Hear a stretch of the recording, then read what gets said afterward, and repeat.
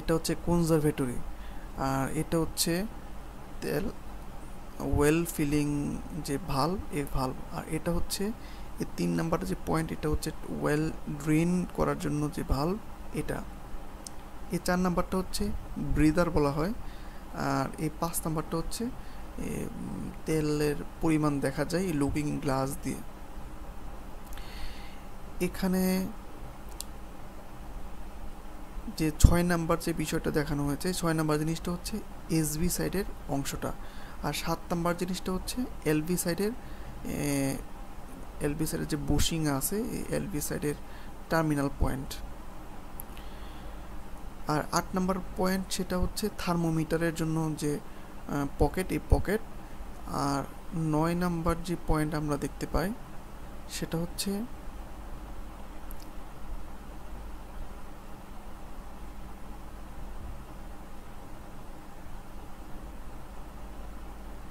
এই 9 নম্বর পয়েন্ট হচ্ছে top well filler valve. এটা যদি কোনো ট্রান্সফরমারের তেলকে ফিল্টার করতে হয় তাহলে এই 9 নম্বর পয়েন্ট দিয়ে তেল ফিল করতে হয়।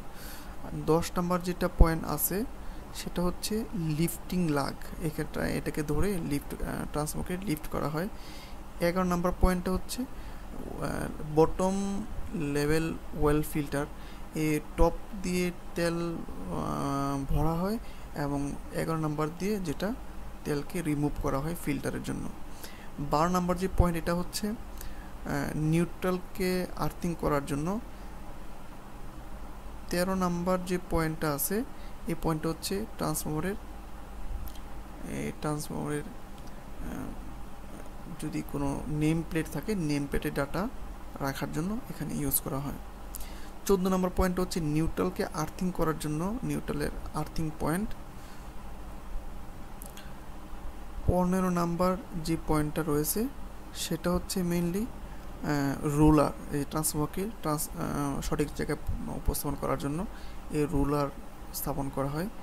16 নাম্বার যে পয়েন্ট, এটা হচ্ছে 16 নাম্বার মেইনলি হচ্ছে ট্যাপ সুইচ হ্যান্ডেল। যদি ট্যাপ কখনো চেঞ্জ করতে হয় ওই ট্যাপ সুইচের হ্যান্ডেলটা হচ্ছে 16 নাম্বার। আর 17 নাম্বার পয়েন্টটা হচ্ছে এয়ার রিলিজ ভালভ, যদি কখনো এর ভিতরে এয়ার ট্র্যাপ অবস্থায় থাকে তাহলে এয়ারকে এটাতে রিলিজ করা যায়। আর 18 নাম্বারটা পয়েন্ট হচ্ছে যদি কোনো প্রেশার এটা রিলিজ করতে হয়, এটা হচ্ছে প্রেশার রিলিভ ভেন্ট। 19 নাম্বার যে পয়েন্ট, এটা হচ্ছে গিয়ে লিফটিং লাগ, যে আমরা যদি কভারকে লিফট করতে চাই এটা লিফটিং লাগস এখানে এই অংশে থাকে। 20 নম্বর পয়েন্ট হচ্ছে রেডিয়েটর। আচ্ছা, আমরা দেখতে পাই যে যদি নিউট্রাল পয়েন্ট টু নিউট্রাল পয়েন্টের আর্থিং পয়েন্ট টু আর্থিং পয়েন্টের ডিস্টেন্স হচ্ছে 380 মিলিমিটার, এবং এটা যদি কখনো পরিবহন করার প্রয়োজন হয় এটার হাইট হচ্ছে 930 মিলিমিটার, প্রায় 1 মিটারের মতো দূরত্ব রয়েছে এটার। দুইটা রোলারের মধ্যে ডিস্টেন্সও প্রায় 380 মিলিমিটার প্রায় বলা যায়।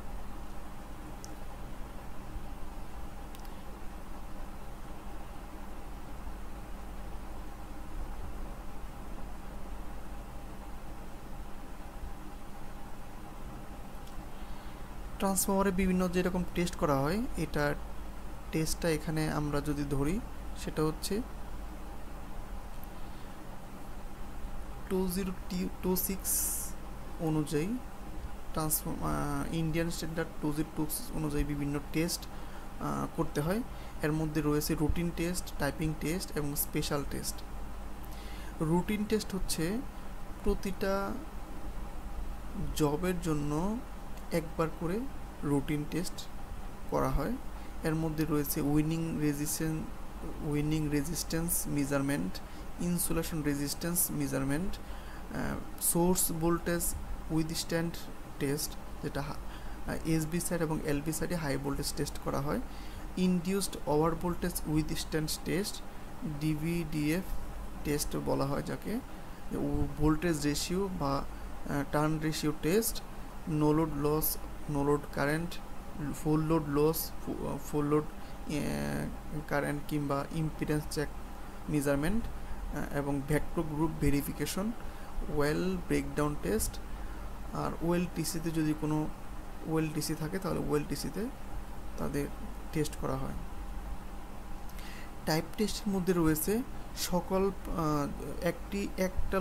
একটা ট্রান্সফর্মার লটের মধ্যে যে কোনো একটি ট্রান্সফর্মারকে নিয়ে এসে ওই লটের পক্ষতে একটি ট্রান্সফর্মারকে নিয়ে এসে সকল ধরনের রুটিন টেস্ট করা হয় এবং লাইটনিং ইম্পালস টেস্ট এবং টেম্পারেচার রাইজ টেস্ট এই দুইটা এডিশনাল টেস্ট করা হয়, এটাকে বলা হয় টাইপ টেস্ট। স্পেশাল টেস্টের মধ্যে রয়েছে যদি এডিশনাল কোনো ইম্পালস টেস্ট করতে হয় কিংবা শর্ট সার্কিট টেস্ট যদি করতে হয়, zero phase sequence impedance test measurement করার জন্য, কিংবা অ্যাকাউস্টিক নয়েজ লেভেল যে হামিং সাউন্ড হয় এটা নয়েজ লেভেল চেক করার জন্য, কিংবা নো লোড কারেন্টের মধ্যে কতটুকু হারমোনিক কম্পোনেন্ট রয়েছে এটার মেজারমেন্ট করা এবং ম্যাগনেটিক ব্যালেন্স চেক করার জন্য স্পেশাল টেস্টগুলো করা হয়। আমরা এখন বিস্তারিত যদি দেখি তাহলে রুটিন টেস্টের মধ্যে রয়েছে উইনিং রেজিস্ট্যান্স টেস্ট, যেটা এসবি সাইড এবং এলবি সাইডের প্রত্যেকটা উইনিংয়ের রেজিস্ট্যান্স কত এটা মেজার করা হয় এবং এটা ব্যালেন্স আছে কিনা চেক করা হয় এবং ডিজাইন যে ভ্যালু আছে ভ্যালুর সাথে এটা ম্যাচ করে কিনা এটা যাচাই করা হয়। এই ক্ষেত্রে ব্যবহার করা হয় digital resistance meter. Insulation resistance measurement করার জন্য এসবি সাইড এবং এলবি সাইডের প্রত্যেকে গ্রাউন্ডের সাপেক্ষে কত ইনসুলেশন রেজিস্ট্যান্স এবং এলবি সাইড এবং এসবি সাইডের মধ্যে তাদের রেজিস্ট্যান্স ইনসুলেশন কতটুকু এই টেস্টটা করা হয়। এটা মেইনলি মেগার অথবা ইনসুলেশন টেস্টার দিয়ে এই ইনসুলেশন টেস্ট করা হয়। রিকমেন্ডেড ভ্যালু হচ্ছে এসবি সাইডের জন্য 2 গিগা ওহম এবং এলবি সেটের জন্য 500 মেগা ওহম রিকমেন্ডেড ভ্যালু ধরা হয়। রুটিন টেস্টের ভিতরে আর একটা টেস্ট হচ্ছে source voltage with stand test, যেটা এসবি সাইডে হাই ভোল্টেজ টেস্ট করা হয় এবং এলবি সাইডেও করা হয়,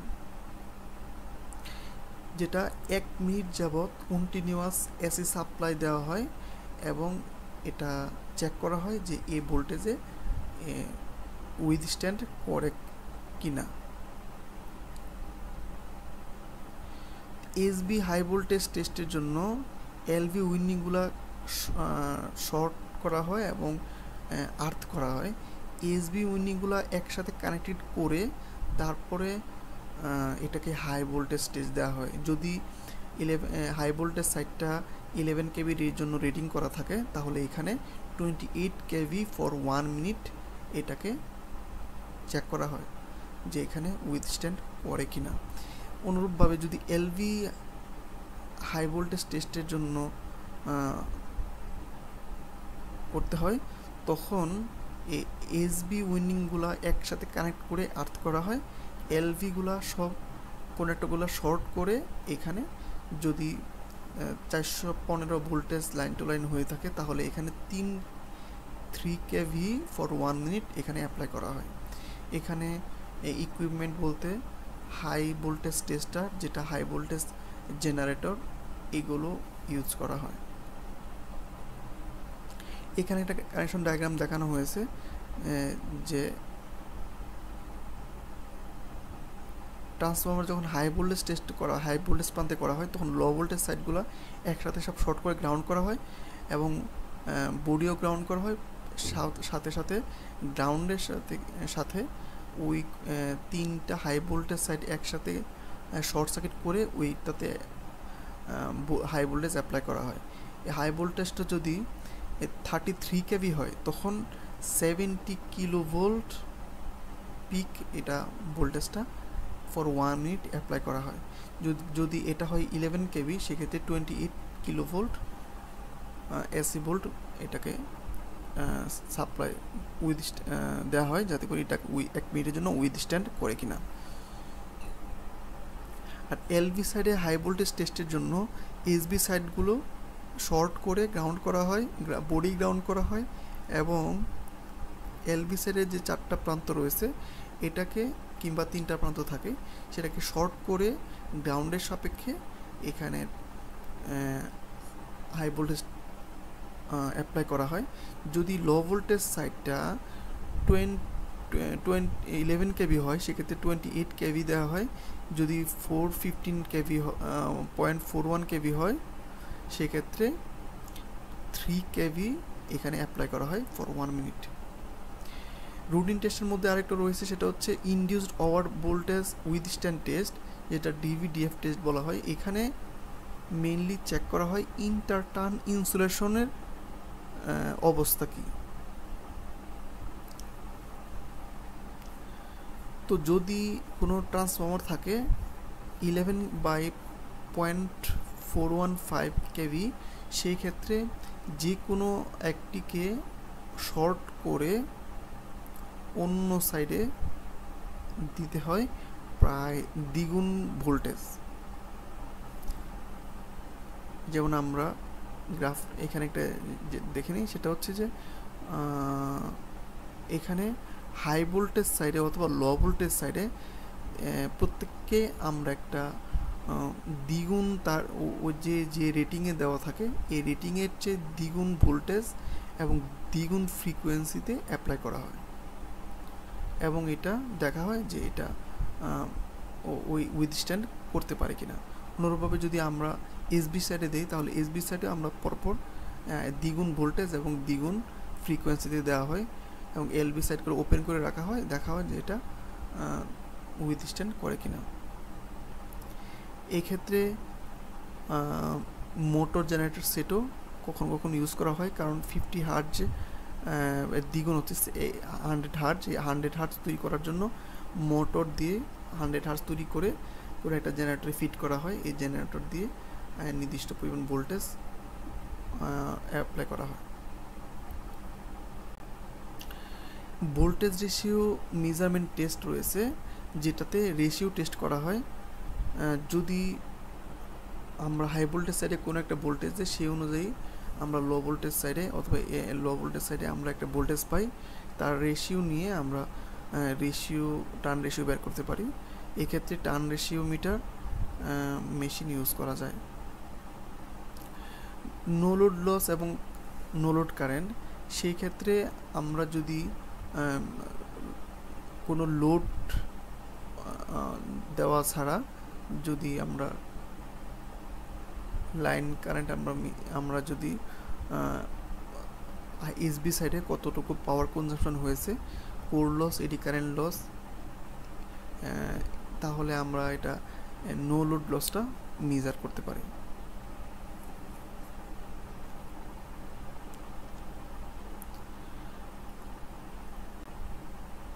অনুরূপভাবে আমরা যদি high voltage full load test করতে চাই সেক্ষেত্রে এলভি সাইডের অংশটা 3টা কন্ডাক্টর শর্ট করে আমরা ফুল লোড কারেন্ট দেওয়া হয়, এবং সেক্ষেত্রে দেখা হয় যে আমার এলটি সাইডে এসবি সাইডে কতটুকু পাওয়ার কনজাম্পশন হয়েছে।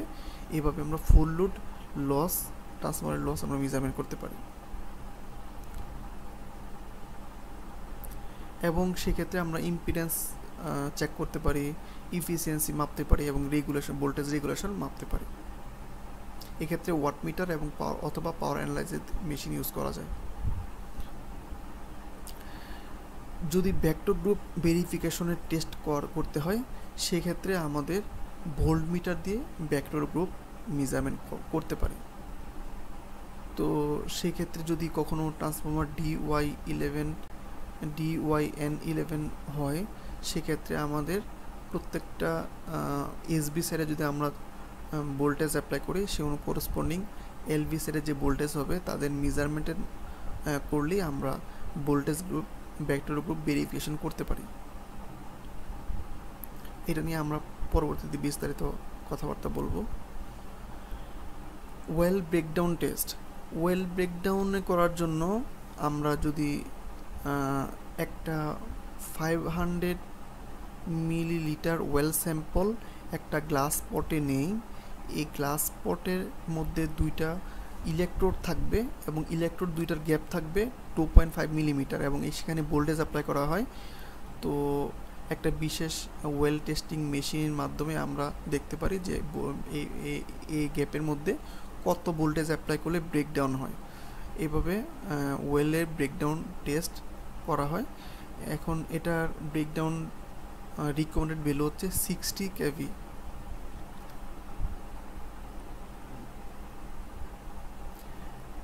টাইপ টেস্টের মধ্যে একটা গুরুত্বপূর্ণ টেস্ট হচ্ছে লাইটনিং ইম্পালস টেস্ট।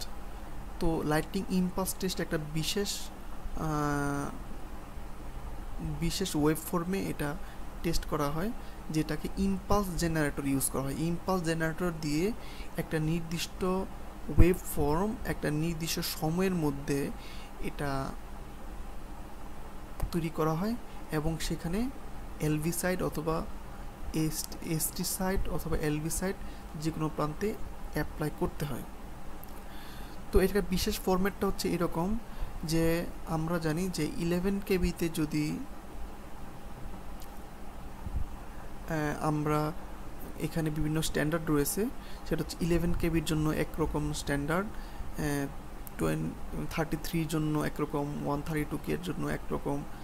তো যদি আমাদের কোডের মধ্যে যে বেসিক ইনসুলেশন লেভেল যে ভোল্টেজ বলা হয়ে থাকে, যে বেসিক ইনসুলেশন লেভেলটা হচ্ছে 170 কিলোভোল্ট পিক, সেই ক্ষেত্রে আমাদের ইম্পালস জেনারেটরের কাজ হবে 170 কেভি 1.2 সেকেন্ড সময়ে, 0 থেকে 1.2 সেকেন্ড সময়ের ভিতরে 170 কেভিটা অ্যাপ্লাই করা এবং 50 মাইক্রোসেকেন্ডের ভিতরে 1.2 মাইক্রোসেকেন্ডের ভিতরে 170 কেভি ভোল্টেজ জেনারেট করা এবং পরবর্তী 50 মাইক্রোসেকেন্ডের ভিতরে 50% ভোল্টেজের ভ্যালুটাকে নিয়ে আসা, অর্থাৎ 85 কেভিতে ভোল্টেজটা নিয়ে আসা। এবং সেটা যদি উইথস্ট্যান্ড করে এবং কোনো ধরনের কোনো ডিস্টোরশন না হয়, কোনো ধরনের ইফেক্ট তৈরি না হয়, আমরা তখন বলি যে এই বেসিক ইনসুলেশন লেভেল 170 কিলোভোল্ট টেস্টে, লাইটনিং ইম্পালস টেস্টে এই ফেজটা পাস করেছে। তো প্রথম যে ইম্পালসটা দেওয়া হয় সেটা হচ্ছে সর্বোচ্চ ফুল টেস্ট ভোল্টেজের 50 থেকে 70% পর্যন্ত দেওয়া হয়, ভোল্টেজটা কমিয়ে দেওয়া হয়।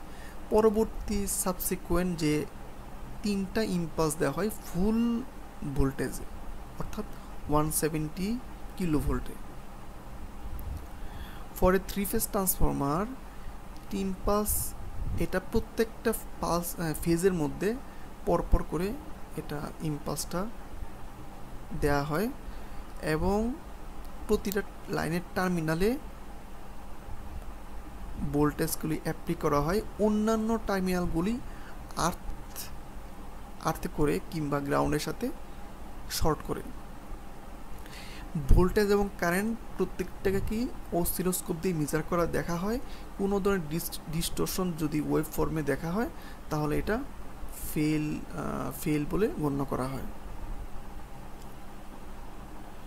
তো এটার একটা ডায়াগ্রাম দেখানো হয়েছে, সেটা হচ্ছে এই ফেজে যদি আমি ইম্পালস দিই তাহলে বাকি সমস্ত টার্মিনালগুলো গ্রাউন্ড শর্ট করে অসিলোস্কোপ দিয়ে গ্রাউন্ড করা হয়। এই হাই ভোল্টেজ যদি 11 কেভি হয় তাহলে 75 কিলোভোল্ট পিক এই লাইটনিং ইম্পালস জেনারেটরের মাধ্যমে প্রদান করা হয় এবং এটা যদি 22 কেভি হয় এটার জন্য দেওয়া হয় 125 কিলোভোল্ট পিক। আর এটা যদি 33 কেভি হয় রেটিং দেওয়া হয় তাহলে এখানে প্রদান করা হয় লাইটনিং ইম্পালস জেনারেটরের মাধ্যমে 172 কিলোভোল্ট পিক এবং এটা প্রথমবার দেওয়া হয় হচ্ছে 50 to 75%, আর বাকি 3টা ইম্পালস দেওয়া হয় ফুল লোড ফুল টেস্ট ভোল্টেজ, যে এই টেস্ট ভোল্টেজটাই ফুল টেস্ট ভোল্টেজটাই পরপর 3বার দেওয়া হয়। প্রথমে এটা হয়ে গেলে পরে এটা, তারপরে এটা, এভাবে 3টা পরপর দেওয়া হয় এবং এগুলো লাইটনিং ইম্পালস টেস্ট করার পরেও পরবর্তীতে অন্যান্য টেস্ট করা হয়, যেমন সেটা হচ্ছে short circuit withstand ability test. Short circuit withstand ability test মানে হচ্ছে যদি আমরা ট্রান্সফর্মারকে এক্সটার্নাল ফল্ট যদি 3টা ফেজে ফল্ট হয় তাহলে যে ম্যাক্সিমাম কারেন্ট ট্রান্সফর্মার ভিতর দিয়ে প্রবাহিত হয় ওই কারেন্টের ট্রান্সফর্মার কতটুকু উইথস্ট্যান্ড করে এটা টেস্ট করা হয়, যা মেকানিক্যালি এবং থার্মালি এটা উইথস্ট্যান্ড করতে পারে কিনা, এর সক্ষমতা রয়েছে কিনা। এসভি টার্মিনালগুলো সাপ্লাই বাসে কানেকশন দেওয়া হয়, এলভিগুলো শর্ট সার্কিট করে এবার ভোল্টেজটাকে সাপ্লাই করা হয় এবং যাতে করে রেটেড শর্ট সার্কিট কারেন্টটা প্রবাহিত হয়। এমন ভোল্টেজ প্রাইমারিতে আমরা অ্যাপ্লাই করব যাতে করে সেকেন্ডারিতে রেটেড শর্ট সার্কিট কারেন্ট প্রবাহিত হয়। তাহলে এবং একটা স্পেসিফিক ডিউরেশন পরে এটা অন এবং অফ করা হয় এবং রেকর্ড কারেন্টের যে ওয়েভ এটা নোট করা হয়। কোনো ধরনের মেকানিক্যাল ডিস্টরশন হওয়া যাবে না, কোনো ধরনের আগুন ট্রান্সফরমারে ফায়ার থাকা যাবে না এই ধরনের টেস্টে। তো সিমিলারলি কোনো ধরনের ওয়েভ ফর্ম ডিস্টরশন হওয়া যাবে না। তাহলে এটার পর এই শর্ট সার্কিট টেস্টের পরেও রুটিন টেস্টগুলো করতে হয়। কোনো ধরনের রুটিন টেস্টের আগে পরে কোনো রুটিন টেস্টে ফেল করা যাবে না। শর্ট সার্কিট টেস্টের পরে তার যে উইন্ডিংয়ের যে রিঅ্যাকটেন্স থাকে, রিঅ্যাকটেন্সের ভ্যালু একটা লিমিটের ভিতরে থাকতে হবে। যদি লিমিটের বাইরে চলে যায় কিংবা কোনো রুটিন টেস্ট ফেল করে তাহলে শর্ট সার্কিট উইথস্ট্যান্ড টেস্টে ফেল করা হয়েছে বলে গণ্য করা হয়। ট্রান্সফরমারের মেনটেন্যান্স আমরা কীভাবে করতে পারি? তো ট্রান্সফরমার একটা সিস্টেমের জন্য খুবই গুরুত্বপূর্ণ অংশ। তো এটা যদি কোনো সময় ফেল করে তা আমাদের সিস্টেমের অনেক সমস্যা হয়, পুরো সিস্টেম বসে যেতে পারে। তো অনেক দামি জিনিস বিধায় এটা ট্রান্সফরমারকে নিয়মিত মেনটেন্যান্স করতে হয়। তো প্রিভেন্টিভ মেনটেন্যান্স হচ্ছে সমস্ত দুর্ঘটনা থেকে বাঁচানোর জন্য অনেকটাই কাজে দেবে। মেনটেন্যান্স প্রসিডিউরের মধ্যে আমরা কিছু জিনিস অগ্রগামী রাখতে পারি, সেটা হচ্ছে well test and insulation test. একটা ট্রান্সফরমারের ওয়েল হচ্ছে অনেক গুরুত্বপূর্ণ একটা জিনিস। এই ওয়েল লেভেলকে চেক করতে হয় কোন লেভেলে আছে, কোনো ধরনের লিকেজ আছে কিনা, লিকেজের কারণে ট্রান্সফরমারের ওয়েলটা কমে যায়। তো আর ওয়েলের ব্রেকডাউন ভোল্টেজ, অ্যাসিডিটি কীরকম, কোনো অ্যাসিডিটি যদি কম থাকে তাহলে অবশ্যই এটাকে আমাদের একটা নির্দিষ্ট থেকে কোনো একটা লেভেলে যদি না থাকে তাহলে অবশ্যই অবজারভেশনে রাখতে হয়। ব্রেকডাউন ভোল্টেজ, কালার, স্মেল এইগুলো অবশ্যই আমাদের কোনো একটা জিনিসের বার্তা দেয়, কোনো একটা ঘটনার বার্তা দেয়। ডিজে অ্যানালিসিস টেস্টের মাধ্যমে গ্যাসের মধ্যে কীরকম গ্যাস রয়েছে, কোনো ডিজলভ গ্যাস রয়েছে কিনা এবং গ্যাস থাকলে এই গ্যাসের পরিমাণের কতটুকু, এগুলো দিয়ে বোঝা যায় যে ট্রান্সফারের ভিতর দিয়ে কোনো ধরনের সমস্যা হচ্ছে কিনা। তাছাড়া স্লাজ, ডাস্ট, ডার্ট, ময়েশ্চার এগুলো ফিল্টারেশনের মাধ্যমে রিমুভ করা যায় এবং যখন ট্রান্সফরমারের মধ্যে তেল টপ আপ করা হয় এবং সেম ক্যাটাগরির তেল আমাদের ট্রান্সফরমারের মধ্যে টপ আপ করতে হয়। এটা যদি না হয় তাহলে স্লাজ ফর্মেশন হতে পারে এবং বিভিন্ন অ্যাসিডিক কন্টেন্টস এটাতে জমা হতে পারে। ট্রান্সফরমারের ইনসুলেশন রেজিস্ট্যান্স 6 মাস পর পর ইনসুলেশন রেজিস্ট্যান্স টেস্ট করার প্রয়োজন হয়, চেক করার প্রয়োজন হয়। ট্রান্সফরমার যে ওয়েলের কন্ডিশন এবং মেগারের ভ্যালু এগুলো দিয়ে ট্রান্সফরমারের কন্ডিশনকে মেজার করা যায়। একটা নির্দিষ্ট সময় পর পর ডিজে টেস্ট করতে হয়, ট্রান্সফরমারের মধ্যে কোনো ধরনের সমস্যা হচ্ছে কিনা, বুশিংয়ে কোনো ক্র্যাক আছে কিনা চেক করতে হয়, কোনো ময়লা থাকলে ক্লিন করতে হয়। যত রকমের যদি কখনো সল্ট অথবা কেমিক্যাল ডিকম্পোজিশন হয় তাহলে অবশ্যই এগুলো নোট করতে হয় এবং এটা রেকটিফাই করতে হয়। এসবি সাইড এবং এলবি সাইডে কোনো টার্মিনেশনের লুজ কানেকশন আছে কি না এগুলো অবশ্যই সময়ে সময়ে চেক করতে হয়, কারণ এখানে চেক না করা হলে এখানে রেড হট হয় এবং এখান থেকে ব্রেকডাউন হতে পারে। ব্রিদারকে এক্সামিনেশন করতে হয়, যদি ব্রিদার খারাপ হয়ে থাকে তাহলে ভিতরে ময়েশ্চার ঢুকবে।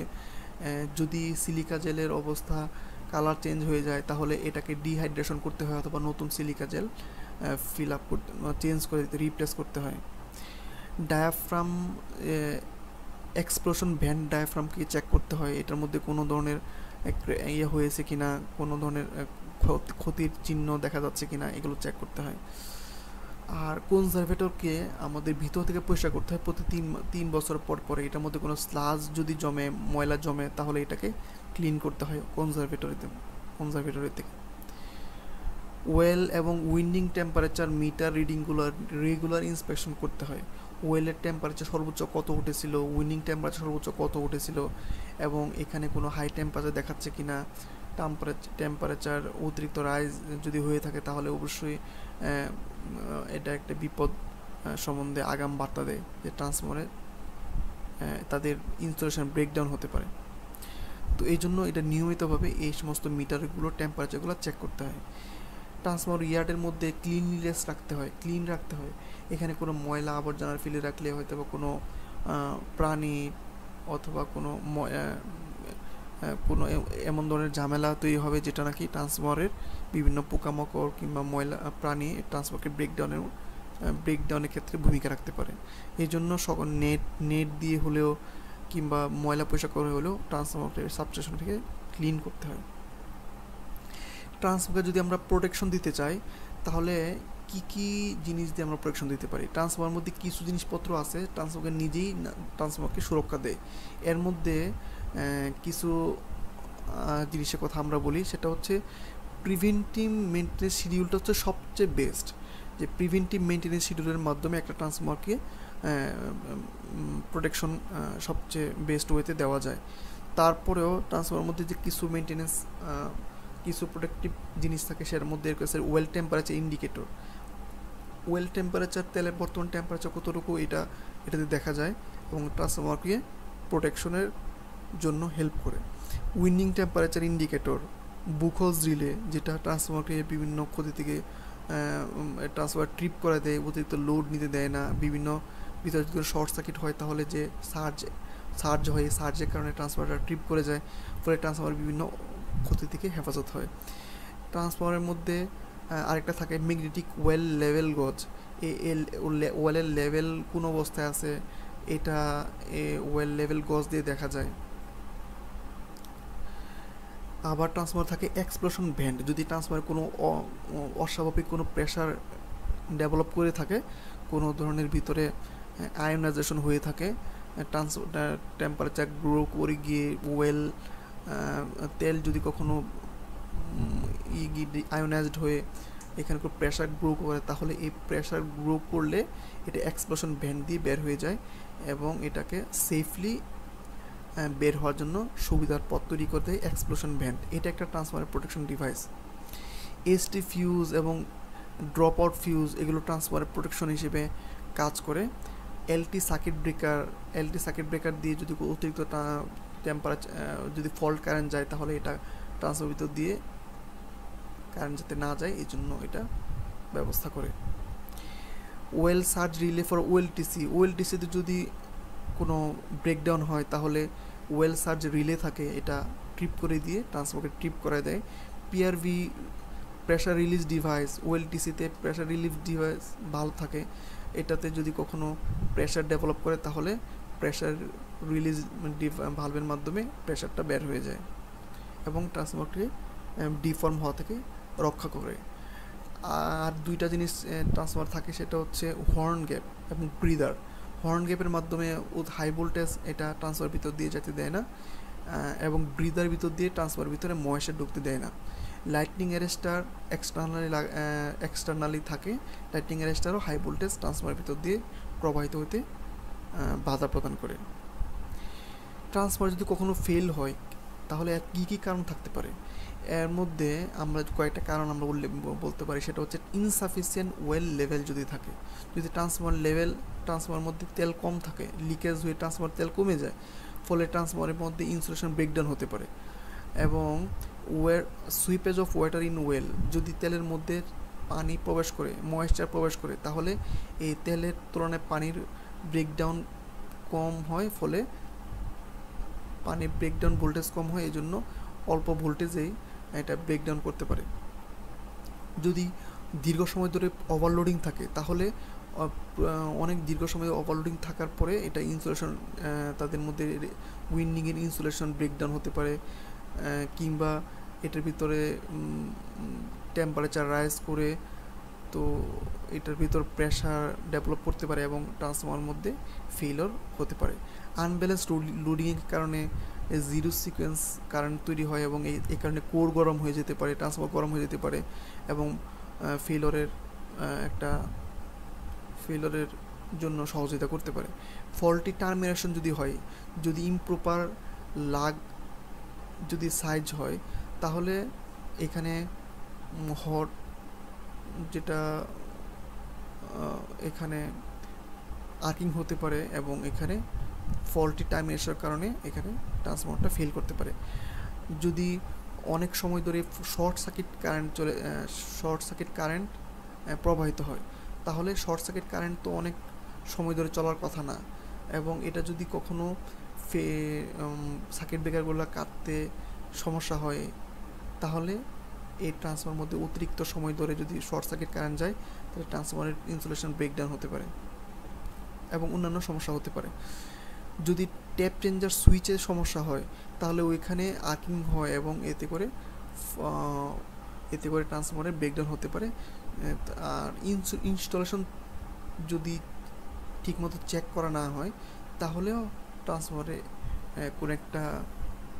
কোনো একটা জিনিস মিসিং হতে পারে, ফলে ট্রান্সফরমার প্রথমেই ইমিডিয়েটলি ট্রান্সফরমার চালু করার সময় এটা ট্রান্সফরমারটা ফেলিওর হতে পারে। এছাড়া যদি ফল্টি ডিজাইন, পূর্ব থেকেই ফল্টি ডিজাইন থাকে এবং যখন কাজ করা হয়, ট্রান্সফরমারকে ইনস্টল করা হয়, তখন যদি পুর ওয়ার্কম্যানশিপ অনুযায়ী কাজ হয়, যদি ঠিকমতো প্রত্যেকটা জিনিস লাগানো না হয়, ঠিকমতো টাইট না দেওয়া হয় এবং বিভিন্ন পয়েন্টে দক্ষভাবে কাজ না করা হয়, তাহলে ফেলিওর সম্ভাবনা থেকে যায়। এছাড়া যদি কোরের ইমপ্রপার ফরমেশন হয়, কোর যদি ঠিকমতো বিল্ড আপ না করা হয়, কিংবা ইনসুলেশন কোর বোল্টের ইনসুলেশন ঠিকমতো না দেওয়া হয়, কিংবা লেমিনেশন ব্লেডের যদি বুর হয়, অথবা জয়েন্টের ব্রেজিং ইমপ্রপার যদি ব্রেজিং হয়, তাহলেও এখানে ট্রান্সফরমার ফেল করতে পারে। এছাড়া উইন্ডিং কন্ডাক্টরের শার্প এজ যদি দেখা যায়, যে উইন্ডিং কন্ডাক্টরের শার্প এজ দেখা গিয়েছে, তাহলেও এটা ব্রেকডাউনের কারণ হতে পারে। যদি ট্রান্সফরমারকে পুরোপুরি ড্রাই না করে ওয়েল টপ আপ করা হয়, তাহলেও এই ইমপ্রপার ড্রাইংয়ের কারণে এটার মধ্যে ময়েশ্চার জমে এখানে ইনসুলেশন ব্রেকডাউন হতে পারে। যদি ইনসুলেশন কাভারিংয়ের অবস্থা ভালো না থাকে, ইনসুলেশন কাভারের জন্য যদি ভালো মতো এটা কাভার না করা হয়, তাহলে ইনসুলেশন ব্রেকডাউন করতে পারে। এছাড়া যদি উইন্ডিংয়ের কুলিং ডাক্টগুলো ঠিকমতো না হয়, তাহলে উইন্ডিংয়ের মধ্যে টেম্পারেচার রাইজ করে গিয়ে ট্রান্সফরমার ব্রেকডাউন হতে পারে। এছাড়া যদি র মেটেরিয়ালের কোয়ালিটি ভালো না হয়, তাহলে একটা সময় গিয়ে ট্রান্সফরমারটা ব্রেকডাউনে আগেভাগে চলে যেতে পারে। ট্রান্সফরমার বহন করার সময়, ট্রানজিটের সময় যদি কখনো ক্ষতিগ্রস্ত হয়, তাহলে এই ট্রান্সফরমারটা চালু করার সময় এই ব্রেকডাউনে চলে যেতে পারে, অথবা একটা নির্দিষ্ট সময় পরে এই ট্রান্সফরমারটা ফেলিওর হতে পারে। ট্রান্সফরমার কোনো কারণে ফেল হলে রুট কজ অ্যানালাইসিস ছাড়াই যদি নতুন কোনো ট্রান্সফরমার এখানে বসা হয়, তাহলে ইমিডিয়েটলি ট্রান্সফর্মারটা ব্রেকডাউনে যেতে পারে, অথবা কিছু সময় পরে ট্রান্সফর্মারটা ব্রেকডাউনে যেতে পারে যদি সঠিক কারণ অনুসন্ধান না করেই নতুন ট্রান্সফর্মার বসানো হয়। তো আজকে আমরা এই পর্যন্ত আলোচনা করলাম, পরে আরেকটা বিষয় নিয়ে আমরা কোন একটা বিষয়